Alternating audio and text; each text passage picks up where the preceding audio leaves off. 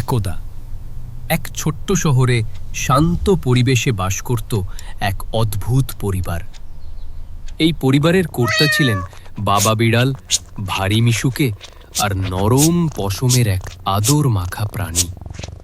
আর গিন্নি, তিনি ছিলেন মা বিড়াল। তার শরীরটা বিড়ালের হলেও তার দাঁড়ানোর ভঙ্গি, চোখ আর হাতগুলি ছিল হুবহু মানুষের মতো। তাদের দুটি ছোট বাচ্চাও ছিল, দুটি দুরন্ত ছানা। সকাল হলেই শুরু হতো এই ঘরের মধুর কোলাহল। ছোট বিড়ালটি মাকে বলল, মা, খিদে পেয়েছে।